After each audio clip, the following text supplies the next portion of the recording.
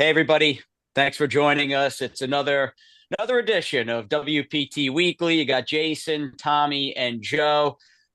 Joe's up in Brooklyn, of course. He's home. I'm home in sunny Fort Lauderdale. Although I got the hoodie on today. It's a little, for my taste, it's a little chilly. It's probably 75, and that feels cold to me. But Tommy, I was graced with your presence down here for a few days, but you're clearly back home in the Ville. Yeah, got home late last night up to Louisville. Getting off the plane and being hit by the wall of cold air was a pretty quick wake up call. Already missing that sun and the 80 degrees down in South Florida, but it was good to be back home. And Joe, for you, as far as time of year, Gotham in the rearview mirror, won by a Florida bred. There's some pretty solid 3-year-old Florida breds on the dirt. We happen to own one of them in Sorcerer Silver. But yeah, Flood Zone was solid on Saturday up in Queens. And like we were saying, I think the last time we were on together, Gotham Day always in my mind, having grown up on Long Island and having been corrupted by horse racing so many moons ago, Gotham Day to me was always kind of like the line in the sand where days are going to start to get a little longer. You're now in March. We got NHL playoffs not all that far. And I think most importantly, the last round of a Derby preps not all that far off in the future. Yeah, no, we're starting to get some 50-degree days, even a 60-degree day poking through every now and then. So, yeah, there's light at the end of the tunnel. I even got to go out and play some tennis the other day, which I hadn't done outside in like 4 months, so that felt good. And yeah, one thing that's really exciting on my radar is the potential of Statesman in the Wood, because Wood Day is one of my favorite days in New York, and we haven't had a horse running in my 3 years so far at West Point in the Wood. So. That's what I'm looking forward to the most here locally.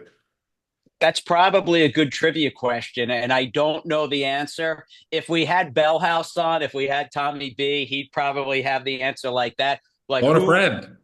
Yeah, who exactly? Yeah, Call him use you up. want to use your first lifeline. He's on vacation, so we don't want to. Right. That's right. As much as we would love to talk to Tommy, and it's always enlightening to talk to Tommy B.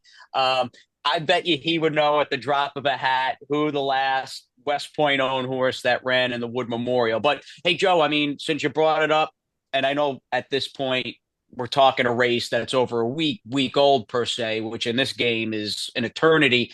Not bad, man. I mean, Statesman Shuggan said like in December he started to train a little better, and that's come to fruition. He's been really good this winter at Tampa.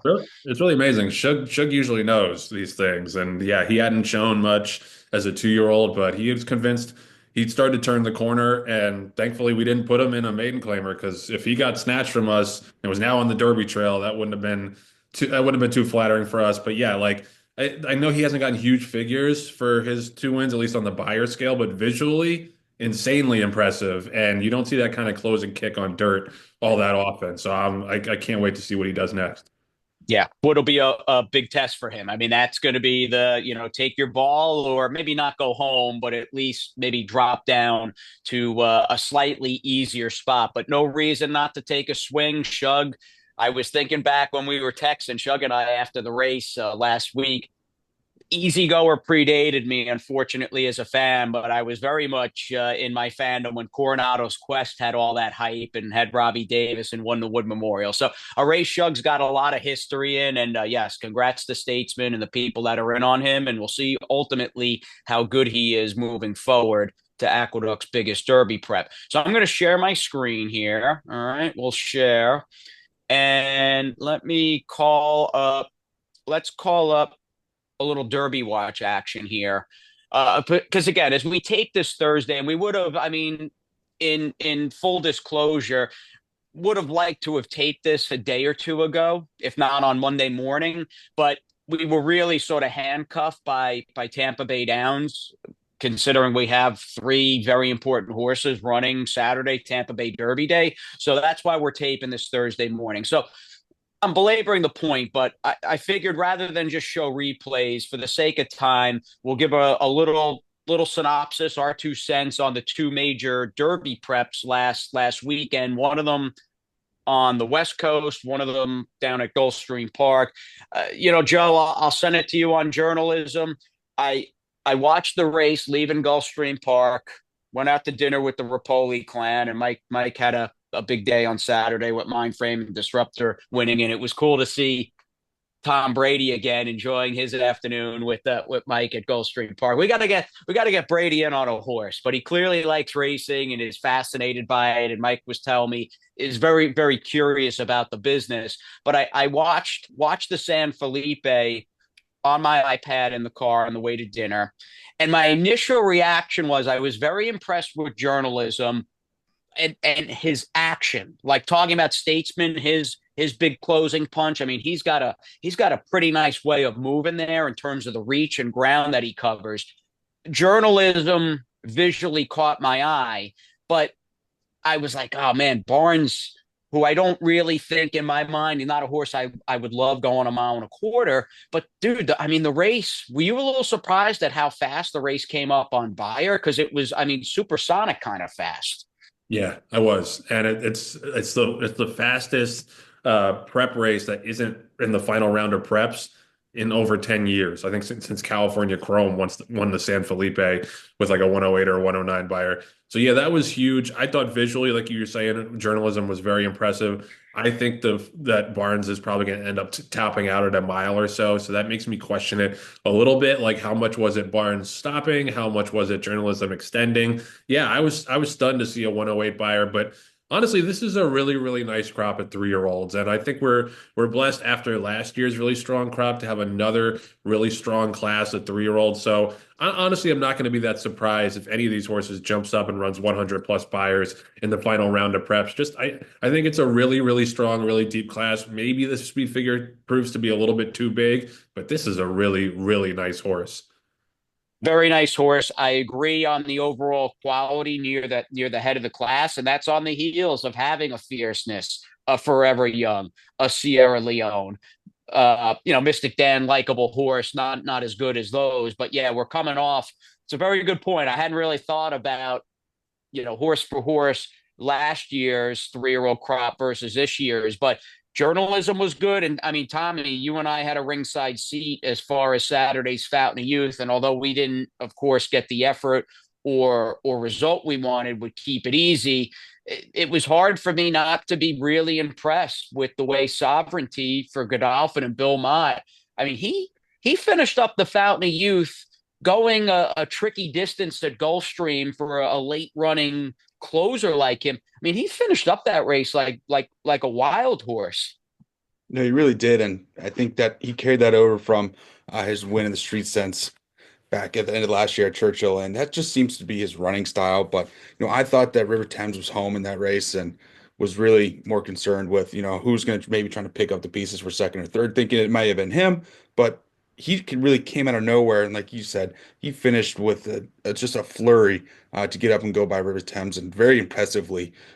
He's a horse that now, after seeing in person both of his last two races, I've been very impressed by, and he's definitely going to be one I think that's going to be a big factor come first Saturday in May. But it does seem to me, especially with how he runs, there's a handful of these 3-year-olds now that like to come off of it a little bit. So I'll be interested to see what kind of horses we see in the next month or so when some of these prep races, either closer to the pace or up front trying to wire these fields, because someone comes first Saturday in May is going to have to take the lead.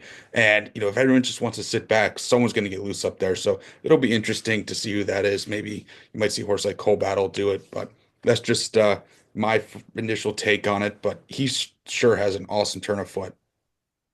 And for Keep It Easy, guys, it just wasn't his day. I could tell midway down the backstretch when Burnham Square got up on the outside off his flank, and I was hoping he'd start to maybe edge a little more into the race, kind of get his rhythm and go forward. And Lannery was starting to ask him. And, by the time they reached midway on the turn, we were completely out of horse, or Keep It Easy was out of horse. And Lannery just wrapped up on him. I'm not really sure what I would do. I mean, the good news is horse came out of the race fine, was set to go. Dale said he was going to send him back to the track today to train. or maybe that was even yesterday on Wednesday when I saw that note. So Keep It Easy has returned to the track. He has started to train. We'll let the dust settle a little bit. Again, just always want to be honest and in transparency. He is a horse, Joe, that I don't question his natural ability. I have always, and it's been more the fact that he's by hard spun. There's been this niggling sort of just thought in like the recesses of my mind, like, is he a horse that really wants to go 2 turns or much beyond a mile? And I guess for me, knowing that he's okay, my wish list would be maybe a race like the Pat Day Mile in the near future. And then you have the sprint races for 3-year-olds in Saratoga around 1 turn. That ultimately, the vibe I get, even though he didn't run anywhere close to his race. So maybe it's an unfair argument to have because he was so off his game. My vibe though, Joe, is that 1 turn might be the sweet spot for Keep It Easy. Yeah. I don't know. I can't say for sure. To me, I think the alternative for him long term might be grass. Hardspun has turf influence. He's by an English Channel mare. I mean, that English Channel influence suggests to me that he can go long, just maybe not on the surface. But it's tough to say. Like he's been such an in and outer. Like the debut race wasn't that great when we had pretty high expectations. Then he wins at 23-1. Then obviously Saratoga, he goes to his face at the start, and then he comes back at Churchill and wins. Doesn't lift a foot on Saturday, so he's been a little bit of a streaky or in and out horse. I got to see it one more time on dirt, whether it's the Pat Day Mile or the Lexington or something like that. He just showed too much talent in that Churchill race for me to think that he can't be a useful 3-year-old in this division. But I think long term, maybe long on the grass is the way to go. All right, we'll see. It'd be nice. And at some point, certainly if Dale brings him back on the dirt and he doesn't run well, turf will be in his future. But there's no argument he's got turf pedigree for days. And we know he's just, the moral of the story is Keep It Easy is far, far, far better than the result on Saturday. Looking around, we got a win. We had a couple of seconds, throughout the weekend. Cajun Gold tried hard, was picked off by a perfect trip sitting 2-5 firster that ran a pretty fast race out at Santa Anita on Sunday. Pride's Prince was in the right kind of spot, winning for Maiden 50 in a slowish, and I say this with as respectfully as it gets. I mean, figure that he got a 72 buyer. I mean, kind of run of the mill. I think for me, Steve had him in the right kind of spot. He beat the co-favorite and ran well, and we wish his new connections, good luck with Pride's Prince moving forward. Signator, however, he was the other West Point winner on Sunday. And Tommy, I mean, this is a horse expectations have been through the roof from the moment he came out of the auction ring at OBS a few years ago as a 2-year-old. Career's been okay. He never quite could reach grade 1 or even stakes quality status consistently on the dirt. But that race Sunday on the grass at Tampa with Signator may have opened up some new doors for him. Yeah, I think it really did. He was looking for running room, I think, a lot of the race, and I was gonna, in the back of my head, I was just, I don't know if concern is the right word to use, but I was more so curious to how he was going to take to that grass. But the way he finished up and the way he split through horses and came through, if you can get the replay, you'll see. I'm sure as everyone else did who watched the race or what I saw, but I was thoroughly impressed. And it's again, I think a very shug-like horse where he's had some good races and then something is off with him and he's just not liking what he's currently doing. Give him a little bit of time, bring him back in a spot like this, and able to squeeze out a win with him. It was great to see. And now he's one of the more elder statesmen in the stable now, which is hard to believe. But it was really gratifying to see him come through in a big way in his turf debut at Tampa. And the rider on his back did a good job because although he saved a lot of ground and was inside for most of the race, you could see after the break, he did get shuffled and pinched back a little bit. And I'm like, great. Now he's got the whole field in front of him. This kid, and I'm having a brain lapse right now. I will mention Sammy Thank you. Marin. Yeah, Yeah. he did a real good job. We've gotten some good rides out of him. And here, Joe, he's not panicking. He's not, trying to wheel to the outside. He's just like, I got horse. Something's bound to open up. And sure Right. enough, I mean, this horse, Signature, put his head down and fought. I mean, that to me is the telltale sign out of this race on grass. He fought for Yeah. really the first time in his career. That's the thing is like he's always had talent, but he's been faint-hearted, just to be honest about it. Like Hmm. if things don't go well in his race, he doesn't really try all that hard. So that was the most impressive thing to me. Like it wasn't obviously like on paper, if he took to the turf, he was one of the horses to beat in this race. But when he got that trip, I expected him to back right up out of it. Instead, like you said, he tried really hard. He gets the nose down, beats the other or beats the favorite. Yeah, like to me, even though the figure might not be like his best, to me, this was the best race of his career just based on the dynamics and the way he really had to knuckle down and try and gut it out. Bounced out of the race well. Tommy and I saw him at Payson back on Tuesday morning. 87 buyer, like Joe mentioned, not going to light the world on fire, but certainly a solid enough number and a good starting point, especially when you're talking about a turf race. And he ran a 12 on Ragozin. And I think the fastest number he's run on the sheets is a 10. So you'd like to think next time out. And I think there's a four other then Wow. that because of the way they wrote the conditions at Keeneland, he's able to fit. Like he squeezes right under the bar there. So we'll move on with him. And I'd like to think, and I know the boys agree with me, that Signature can keep kind of trending north, trending the right way as we go on with his career. And real fast, Tommy, wrapping up last weekend's action with Faithful Lightning, uh, horse that I know there was a lot of hype. He was one of like the buzzworthy yearlings turned 2 year olds last season up at Dr. Eisenman's place. Didn't train all that great over the summer when we sent them to Brad Cox at Churchill. We kicked them out to Windstar. Not every horse is destined or going to be able to race as a 2 year old. And the hope was giving him some time to mature. He would grow up a little bit. And although his training up at Payson this winter was solid, if unspectacular, I think I think it's safe to say he Faithful Lightning exceeded pretty much everybody's expectations going in. Correct? I mean, he was almost 20 to 1 in this race, Yeah. and really ran super. Yeah, I was thoroughly impressed. Like you said, I was not really sure what to expect from him here. Um, it was a little bit Getting of, in Bulldozer's way either with he Blue runs Let a me big Casino. let race me or kill maybe. that volume. Sorry. As much as we love Pete Aiello, Yeah. sorry, Pete, we got to mute you. But this move from him was awesome. He ranges up wide on the 4-5 path, and he puts in a winning bid here. And he just got ran down by a nice horse for a Poli that down the line I wouldn't be surprised if that horse is a stakes winner. But I really thought he ran a fantastic race, especially first out.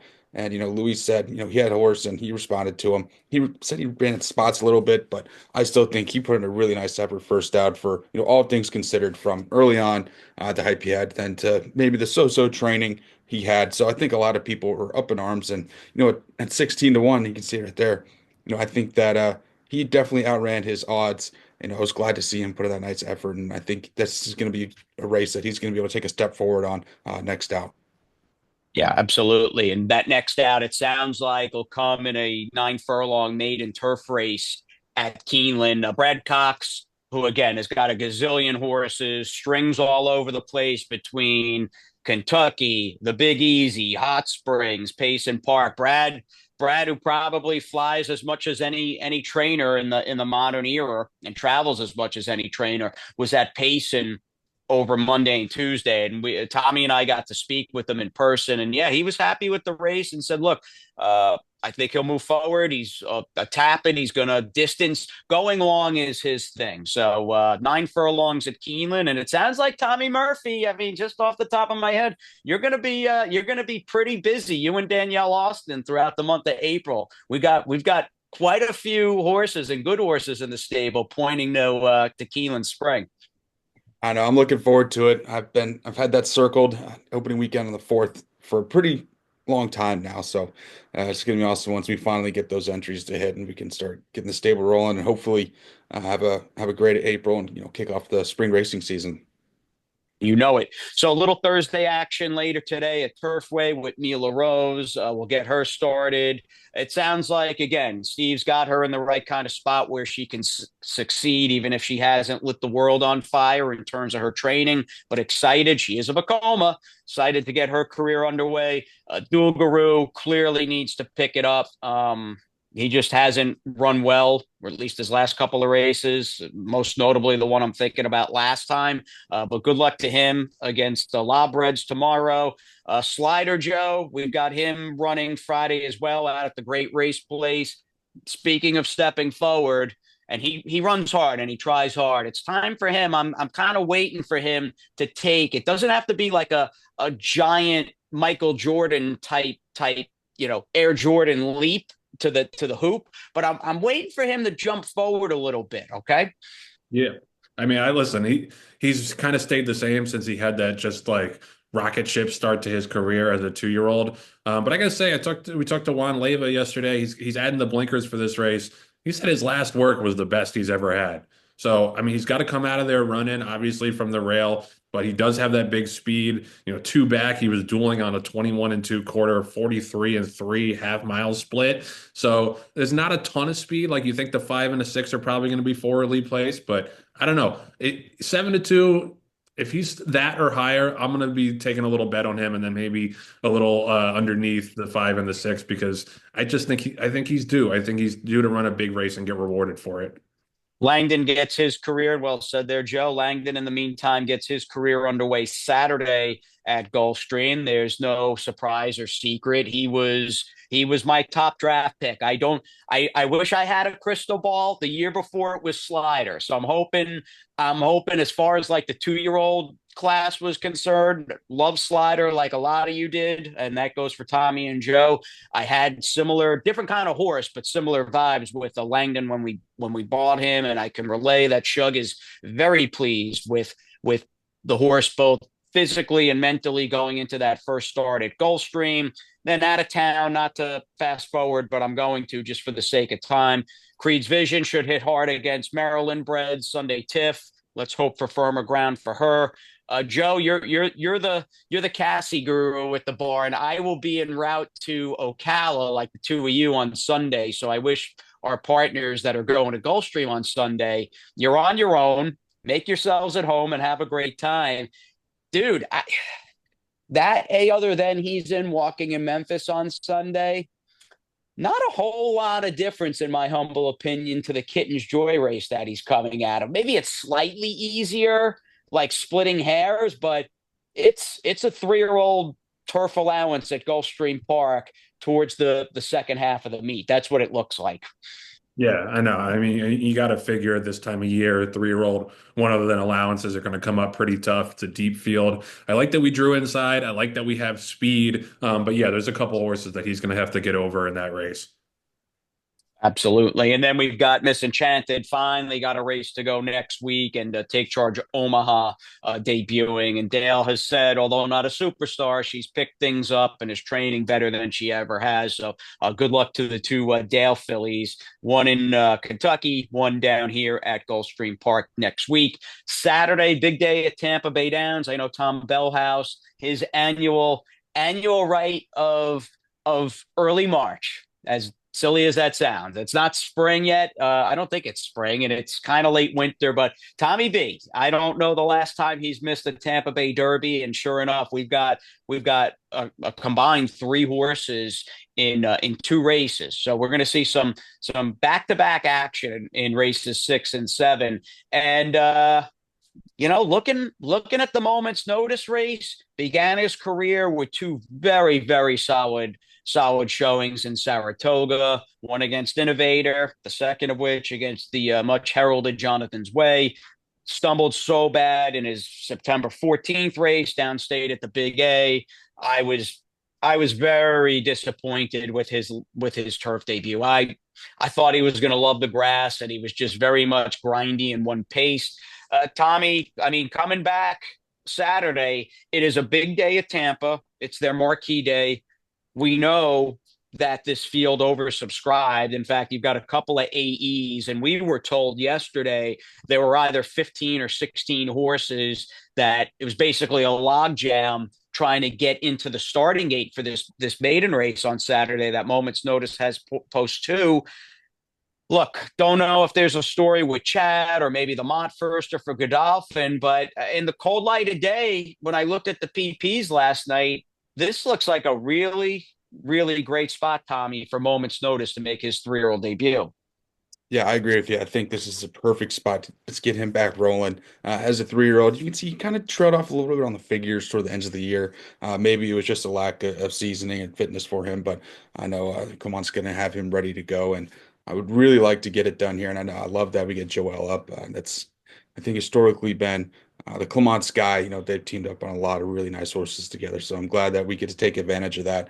And like you said, I just would really like to see him take a step forward and get that breakthrough, as I like to say, that light bulb moment. You can see in a couple horses' careers where they have that one race where you can always point back to and say, that was it. That's where everything clicked for them, whether they win or they can make it close. I think this is a great spot to launch his 3-year-old season, though. So, Joe, are we going to be heading for a West Point rolling double as far as Moment's Notice, and then coming back in the Columbia with a 1-2 punch? Yeah, I mean, like you said, unless one of the firsters can really run, I think among the horses that have experience, we're clearly the horse to beat, and his speed should play well. Like unless one of the firsters really is a rocket ship and busts out of there running, who else is really going to go with us? I mean, you got that horse on El Urbano is going to be a long shot. Maybe he goes on like a suicide mission, but I just hope Joel breaks well, is aggressive, and I think we should be in a great spot. Yeah, I agree with Jason. Like it was. Considering it's Tampa Bay Derby day and there's only so many of these maiden races around, I was pretty shocked that they didn't, at least on paper, seem like there are a ton of killers in here. Yeah, great spot for him. So good luck to Moment's Notice coming down from Payson. We hope to see Tommy B and partners in the winner's circle on Saturday, and that'll be not only a big race but a nice little appetizer and warm up to a very deep rendition of the Columbia Stakes. And I think my reaction, and I saw some post or a post on Chatter last week, like why why why is everybody seemingly pointing for the Columbia Stakes for less money at Tampa when you could run in the Colonel Liam at Gulfstream? And my answer to that is not that there's anything wrong with the Gulfstream Park turf course, but if you don't have a legit speed horse, that's not to say you can't win, Joe, but you're really up against it the way, in a very general sense, that Gulfstream Park turf course plays. And midway down the backstretch, watching the Colonel Liam on the Fountain Youth undercard last Saturday, and he's a very nice 3-year-old for Mark Cassie.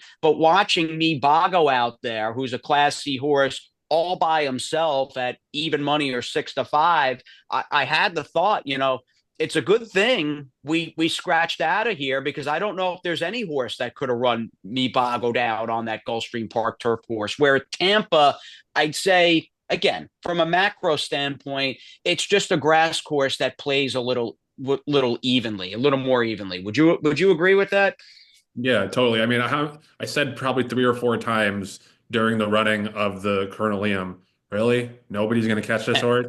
22, 45, 108. Nobody's going to come get this horse. But that's, I mean, like you said, he's a nice horse. But yeah, I think the Gulfstream turf played a big, big part in that. And just visually, the Tampa Bay turf course is just beautiful to look at. And I think, like you say, a fairer course. And I think we're going to get a fair pace in here. I think between, Peace Cloud for Tim Ham, Tapper's Valor stretching out, Sky Masterson for Gary Contessa. His horses almost always show speed. Dream On from the outside. My buddies at DJ Stable usually root them on, but this time we're going head up against them. And he Not drew this outside. time. Not Yeah, this he time. drew outside and also has speed. So I don't know. I think there could be a pretty quick pace in here. And unlike on the Gulfstream turf, as you're saying, horses will probably come back.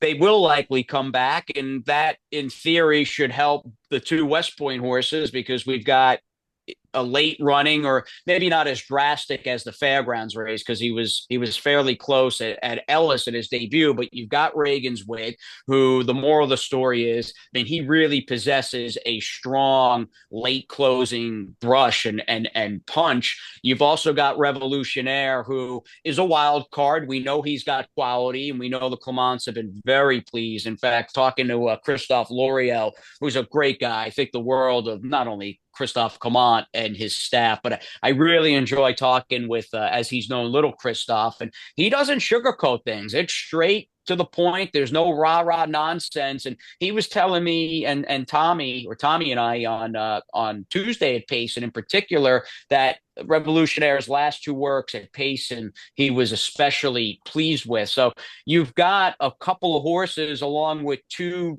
serious runners from Chad and Zulu Kingdom and the horse on the rail, early adopter Joe. I mean, these are potentially divisional leading 3-year-old type turf horses as the season goes along. And I think, pretty much everybody in that camp, not that anyone's going to close from 50 lengths out of it, but these are not necessarily front running speed types. And I would imagine all R2 and Chad's two are all going to run big races. Yeah, no, totally. And I can't wait to see, I can't wait to see both of them. They're both such wild cards. That's what I love is these like kind of expository races for these lightly raced 3-year-olds. Like Reagan's Wit was just so crazy impressive visually in that race. This is obviously a major, major step up in class. Although I will note that the horse who ran second at 1,000,000 to 1 in that race did come back and win next time out, Thermostat. And then, Revolutionnaire obviously showed quality overseas, has to step up and do it over a firmer, most likely American turf course. I don't know. I just love these kind of races with these lightly laced 3-year-olds where it's like you got all the hope in the world and now you got to see them do it. And it's just, I can't wait to have that big reveal and see how good these two are, because I think they're going to be pretty damn good. Yeah, with you 1,000,000%. And along the lines of pretty good, this is about as solid a Tampa Bay Derby field I can remember. I mean, it is deep, led, of course, by Chancellor McPatrick. Tommy, quick synopsis here before we run out of time. Solid group. Patch Adams looking to rebound. The horse on the rail, Owen Almighty. I mean, you've got three or four, maybe even five legitimately potential Kentucky Derby horses in the big race Saturday.